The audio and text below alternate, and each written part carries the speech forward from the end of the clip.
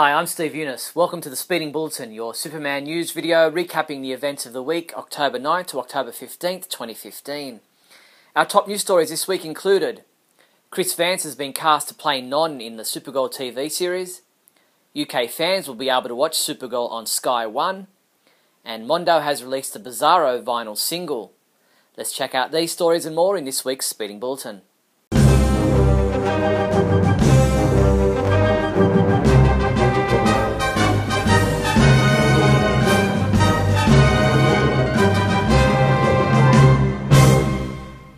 In movie news, in another example of their continuing viral marketing for Batman v Superman Dawn of Justice, a LexCorp website is now available for fans to check out. The website doesn't currently contain too much content, but it does promise more to come for later this winter in the US. Visit lexcorp.io to check it out. Warner Bros. And DC Entertainment had plenty of Batman v Superman items on display at New York Comic Con this past weekend. Interestingly, Mattel's Nightmare Batman action figure for the movie may ultimately reveal via its name that the sequence of Batman fighting Superman soldiers could indeed be a nightmare or dream sequence in the film, rather than something that actually happens within the continuity of the movie. On Sunday, October 11th at New York Comic Con, the bricks flew when fans saw the first official footage of Brainiac challenging the Justice League in the upcoming Warner Bros. Release Lego DC Comics Superheroes Justice League Cosmic Clash. Intermixed with the animated clips was a lively panel discussion featuring the voices of Batman and Brainiac, Troy Baker and Phil Lamar respectively, alongside producer Brandon Vietti, director Rick Morales and screenwriter Jim Krieg. Superman homepage reporter T.A. Hewitt attended the special media roundtable interviews with Troy Baker and Phil Lamar, which you can watch at our website now. Lots of TV news this week, so we get started with Transporter, the series star Chris Vance being cast to play the role of Kryptonian villain Non in the Supergirl TV series. The character is described as a former scientist in league with the House of El. Non is a brutal Kryptonian military officer who is sinister, powerful and angry. He's the antithesis of all things Supergirl stands for. Non will quickly become Supergirl's greatest threat. During New York Comic Con, Supergirl stars Mehcad Brooke and Peter Facinelli, as well as executive producer Ali Adler, shared what fans can expect in the highly anticipated CBS series. You can watch the entire 20-minute video at our website now. Callista Flockhart, who plays Cat Grant in Supergirl, told ET Online that she's overwhelmed by the amount of buzz there is surrounding the show. This show, it's gotten so much buzz before we've even been on the air that that's a little disconcerting to me. That's a little scary. In a one-on-one interview with IGN.com, executive producer Ali Adler spoke about breaking stereotypes, flashing back to the past in both Krypton and Midvale, dealing with Superman in the show, and how many other DC Comics characters we'll see moving forward through Season 1. CBS launched a campaign to help you celebrate Supergirl in your life, whether it be your mother, your wife, your friend, your sister, teacher or coach. With the launch of MySupergirlIs.com, fans can now nominate the strong and inspiring hero in their lives and celebrate her publicly with a customised graphic that features her name and, if you'd like, a photo, which you can share on Facebook. So head to MySupergirlIs.com. CBS has issued a promotional video to its local TV stations to help promote the premiere of Supergirl later this month. The 5-minute video showcases scenes from the pilot episode, along with snippets of interviews with Melissa Benoist, Mehcad Brooks and Jeremy Jordan. Meanwhile, Velocity Projections, the company responsible for the technology behind the holographic Supergirl displays that have popped up on buildings across New York City, has put together a video package that's pretty cool to watch if you're not lucky enough to see the projections for yourself. UK channel Sky One announced this week that Supergirl will fly onto its lineup of action-packed family entertainment. Adam McDonald, director of Sky One, commented, "I'm delighted to announce Supergirl is coming to Sky One. We've already seen in the success of The Flash and Arrow that comic book characters are a big hit with our customers, and with this fresh, fast-paced new series, we're giving them another surefire superhero smash." Supergirl premieres on Sky One on Thursday, October 29th at 8 p.m. CBS issued an official description for the second episode of Season 1 of Supergirl. Titled Stronger Together, this episode is scheduled to air on CBS on Monday, November 2nd at 8 p.m. When Kara's attempts to help National City don't go according to plan, she must put aside the doubts that she and the city's media has about her abilities in order to capture an escapee from the Kryptonian prison Fort Ross. Also, Kat pressures James to use his connections to Superman to get an interview with Supergirl. TVInsider.com got a first look at the upcoming Supergirl statue set to be released by DC Collectibles. The resin Supergirl statue, dressed in the costume designed by award-winning Colleen Atwood, is based on the likeness of Melissa Benoist and stands at 12.5 inches tall. The figure stands on a base featuring the iconic S-shield. With a recommended price of $130 US, the Supergirl statue will be released in May 2016. Following the release of its Superman the Animated Series die-cut vinyl, Mondo has announced that it will follow up this year's Comic-Con exclusive with a Bizarro single cut in purple vinyl. Featuring the theme music of Shirley Walker, the Bizarro version has the unique feature of playing from the inside out.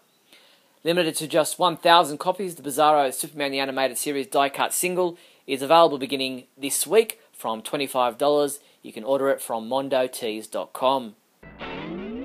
In comic book news, talking with Newsarama.com, Dan Jurgens explains the goals of bringing back the pre-New 52 Superman and Lois in his new series, Superman, Lois and Clark. As for whether Clark's been secretly influencing things in the main DCU Earth, Jurgens said, "We very consciously put this Superman in the midst of the Justice League's first adventure, ready to get involved if needed. It wasn't necessary, but we're going to find out that, over the years, he's stepped in on a number of different occasions." Superman, Lois and Clark #1 is available now. As we've previously reported, issues of Dark Knight 3 The Master Race will include a 16-page mini-comic written by Frank Miller and Brian Azzarello and drawn by a roster of superstar artists. Last week, DC Comics released a look at Frank Miller's cover for the Adams mini-comic, which drew some reaction from the internet regarding Superman's anatomy. Frank Miller and Brian Azzarello participated in a Q&A panel during New York Comic Con, where our own T.A. Hewitt took to the microphone to ask the pair about the cover image. Take a listen. For Mr. Miller, there's an internet rumor going around that there was something shooting out of Superman's trunks on that cover you did. Would you be willing to clarify or dispel that, sir? Where did you, Brian?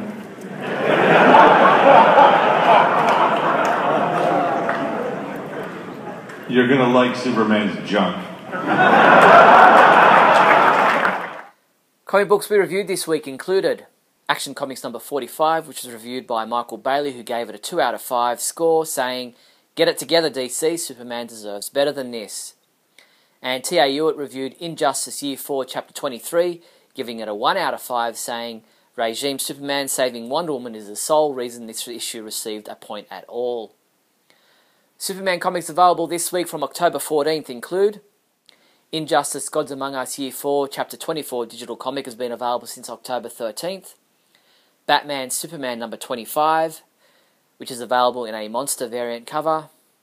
DC Comics Bombshells number 3 print edition is available in a variant comic cover. Earth 2 Society number 5. Justice League of America number 4 is available in a variant comic cover. Superman Lois and Clark number 1, which is available in a variant cover. DC Comics Bombshells Chapter 13 digital comic will be available October 17th. Convergence Crisis Book 1 trade paperback. Convergence Crisis Book 2 trade paperback. And Graphic Inc. The DC Comics Art of Darwin Cook hardcover. Whether you're working out to get in shape or you just wish you had the body of a superhero, these Superman gym shirts, tops and accessories will have you looking the part. Get yourself this Topway men's short sleeve compression t-shirt from $19.99. Or how about a Superman S logo workout gym shirt for just $16.95. These items and other great Superman gym gear are available from your one-stop Superman shop, the Superman homepage online store at supermanhomepage.com/shop. In other news, during a packed panel, New York Comic Con attendees received the first in-depth look at DC Superhero Girls, the new superhero universe created for girls featuring iconic DC Comics female characters, including Wonder Woman, Supergirl, Batgirl and Harley Quinn. Fans even joined in on the fun by putting their own capes on and proudly displaying their excitement for the new universe that features animated content, books, toys, apparel and more. Fans who weren't at the con can now watch the new animated shorts and check out the Mattel action dolls at dcsuperherogirls.com. The second and third episodes of the DC Superhero Girls animated shorts are now online. In All About Superhero High, Wonder Woman has finally touched down on the campus and she's ready to make her mark, but she still has a lot more to learn. While in rooming with Harley Quinn isn't exactly working out the way Wonder Woman had hoped on her first day at Superhero High. Check them both out on the website now. Otter Press in Australia has launched a new series of DC Superheroes magazines for young Superman fans. The Superman Adventures magazine is packed full of comic stories, fun facts, puzzles and posters for young fans to enjoy. Styled after Superman the Animated Series and the Justice League cartoons, the Superman Adventures magazine is available at your local Australian news agency or online via otterpress.com.au. That's all the news there was for the week October 9th to October 15th. I'm Steve Younis from SupermanHomepage.com. Great Scott! Great Scott! Great Scott!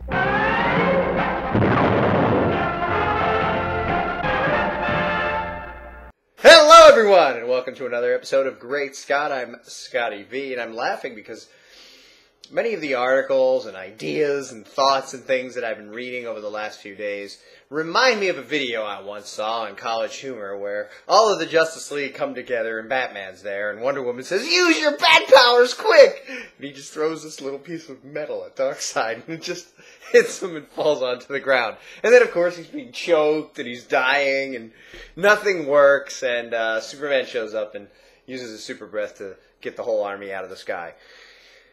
That, of course, is a super exaggeration, but it's very, very funny, and I've talked about this before, so to a lot of people it might be like, "Oh, this is beating an old horse."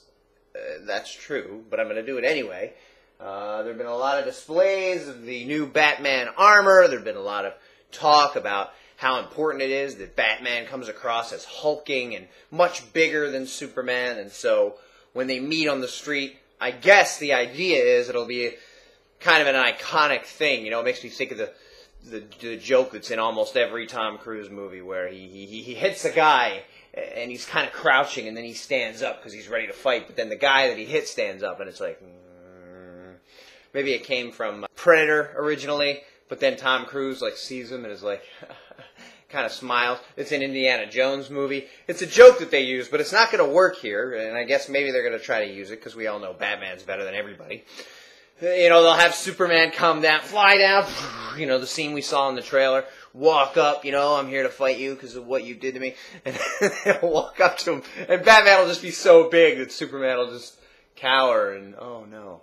But some of the articles I've been reading, you know, now that we've seen the costume on display, now that we've seen what it really looks like and what it's really going to be, it really makes sense that this guy, it's because it's 2-inch metal, and there's never been a bat suit that's been 2-inch metal before, so now we know that 2-inch metal means that Batman is going to be able to come up against Superman, and there's going to be a real fight, because, you know why? Because he has 2-inch metal around him now, and he never had that before, so that makes sense. So now, once you see this 2-inch metal, you're going to know that Batman means business, and that Superman is, you know, Superman might as well just give up. As soon as he sees, oh, 2-inch metal, I'm sorry, I didn't realize you were going to have, how could I know you would have 2-inch metal? If I'd have known, but if you should have called me before we got here, because if you would have told me you would have 2-inch metal, shut up, and just pull all the metal off him and leave him there sitting there with nothing on. That's what's going to happen, that's what would happen. So, as I've said before, the only way this is going to work out is if Superman is somehow immensely weakened, and this is the part where I beat the dead horse. He needs to be either kryptonite, you need to be blotting out the sun, whatever they did in the George Miller thing, they need to do all that plus more. Because if you saw Man of Steel, and I'm sure that Bruce Wayne saw what happened in Man of Steel. So if you saw Man of Steel, and you're Bruce Wayne going, "Ah!" when you see the building getting knocked over by Zod, and now you gotta do something about it because these two super aliens who could have destroyed the Earth fought, and now you don't like the other one who won, so now you're going to go down there and make sure that he doesn't save the Earth ever again, because that'd be terrible. You know, you saw how it happened, so now you got to build something, and 2-inch metal isn't going to be what you think of. So, there's got to be kryptonite involved, or he's got to know that when he meets him, he's going to be so weak that a guy in 2-inch metal would have a chance. Now, you know, Wilkinson, the costumer, has come out and said, we've heard this for months now, that the most important thing about Batman in this movie, Zack wanted to make sure that Batman was towering over Superman. Now, no one has said that we need him towering over Superman because then that would make sense that he'd be able to pummel him.